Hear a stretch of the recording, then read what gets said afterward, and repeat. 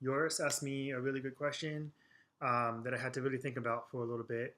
And his question was, what would I do differently if I could do everything over, if I could start from the beginning? And, I had to take this big idea and condense it. And, some of these things don't really apply because I didn't know that some of these options existed back then. Um, so I had to nix those and go back again to the drawing board. Okay, so I came up with four things that I would do differently that I could have done back then, and and so here they are. Okay, so first things first. Um, I would have analyzed my goals. What did I really want to do with photography? I knew that I was pretty good at photography and I knew that I wanted to make money at it. I should have sat down and figured out what making money looks like in this vision of mine. And if I did that and I broke those down into achievable units, um, I would be in a very different place. I might be way ahead of where I am right now at this time. So this so it seems really simple. I think a lot of the things that you need to reframe about thinking about selling art and being an artist or a professional artist is uh, reframing the business of art as the business of anything else. Okay, you're selling a $400 product to people who can afford $400 products, and that's the way you got to think about it. I'm selling a $7,000 product to people who can afford $7,000. So how do I reach them? How am I going to reach them?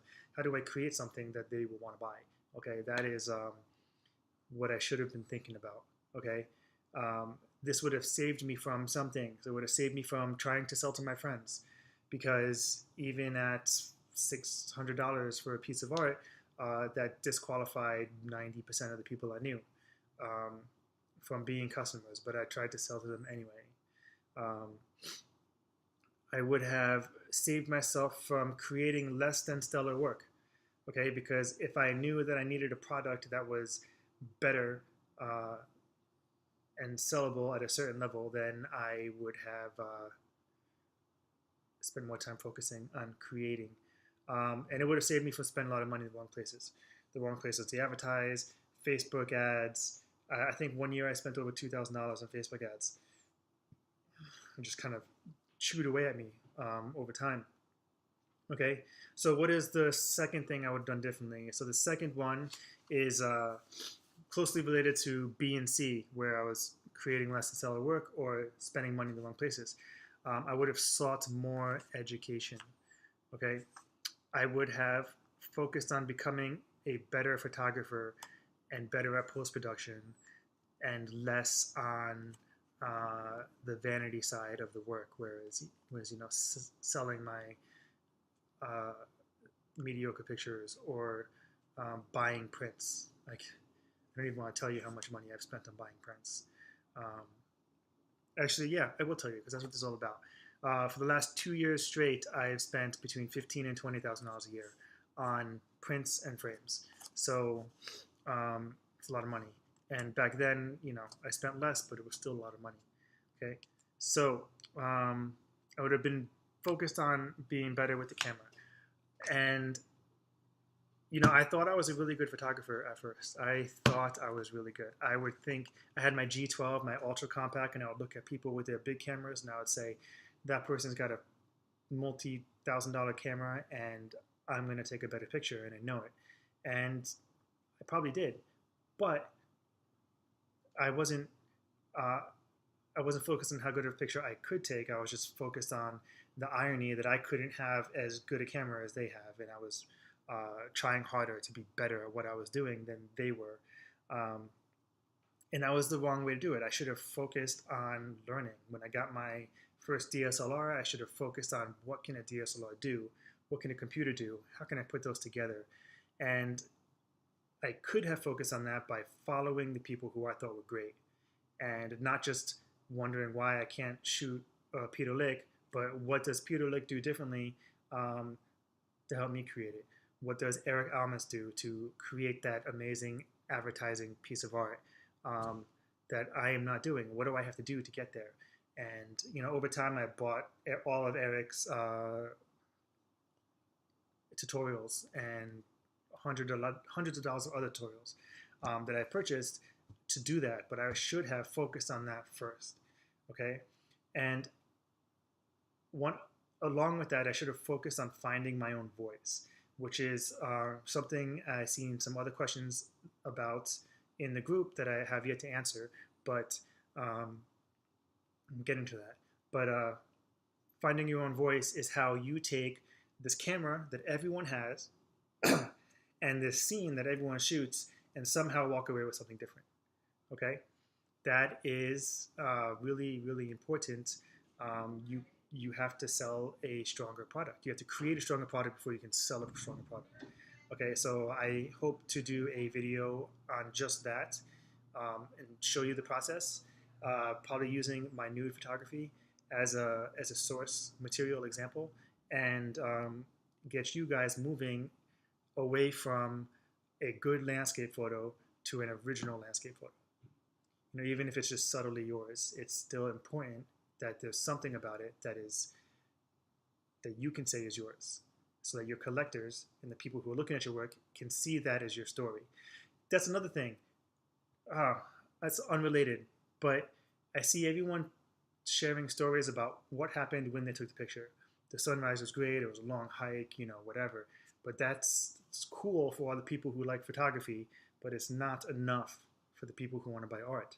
They want a story that they can take away that will strike them, not a recollection of events. All right? Okay, the third thing that we could do that I should have done is I should have focused on business. I should have learned how to do business. And I have a bachelor's in business administration and a master's in organizational leadership, but I didn't apply those to photography as a business model. And partly because I wasn't going after photography as the business of photography. I was trying to sell what I thought was art. But you need to do that. You need to take all the learning that is available out there, learn it, spend the time on learning it. Don't tell me you don't have time, because there is time in the day. And figure out how that applies to what you're doing. Okay? Stop calling it art and start calling it a luxury product, and then start learning how to sell it and learning how to run your business, learn your taxes. I really screwed up on my taxes for 2 years. Whole nother story. I really spent money that I didn't know wasn't a good business decision, and I think that would have helped me a lot. Okay, so the third is to learn business, because you are in the business of art, right? That's what it means to be a professional. Okay, fourth, I would have built networks. Okay, shoot, I just had it out here. Here.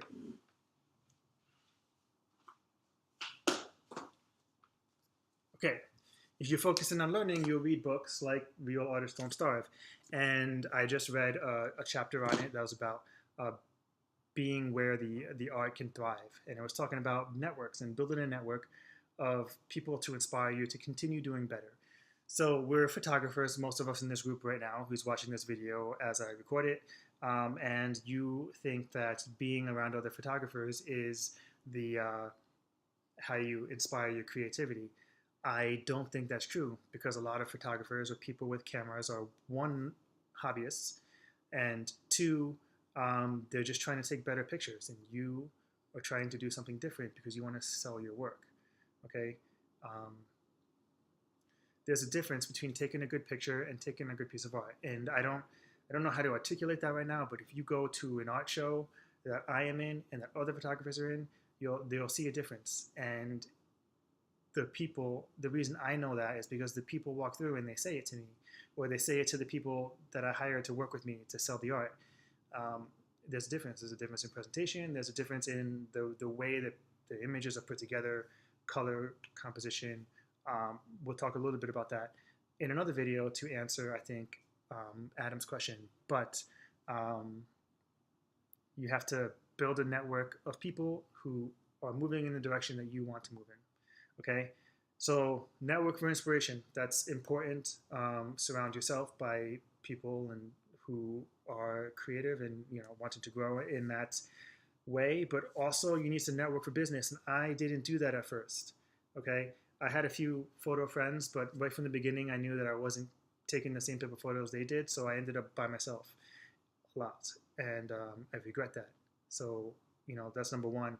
But number two is I didn't do the networking things that would connect me with the people who can buy my work, and the people who will talk about my work to the people who will buy my work.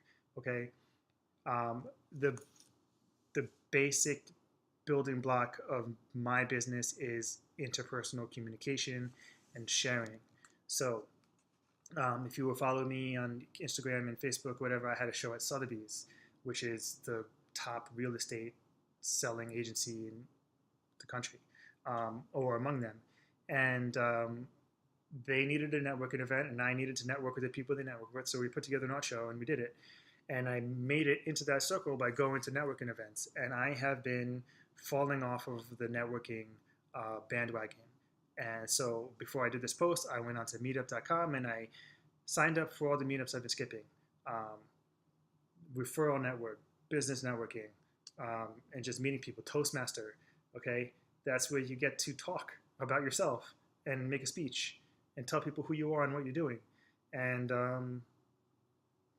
that's what you have to do. You have to connect to the people who are connecting to people who can buy your work. Okay? So I think if we went to number 4 and I just surrounded myself with people who were artists, career artists, and surrounded myself with people who could buy my work in business, I think that would have solved a lot of things. It would have, one, connected me to the right people on both planes, but it would have helped me with number 3, which was learning business. And I probably could have gleaned more from them, both people in both camps, both the artists and the networking with the business people, and figured out how to apply things.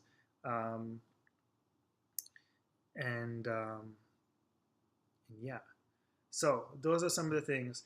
If I could, this is only 4 on this list. If I could add a 5th one, I would study art, go to painting, go to galleries, and this is kind of in the find your voice section of the thing I want to do. But when I walk into an art gallery, I'm instantly drawn to a certain type of painting.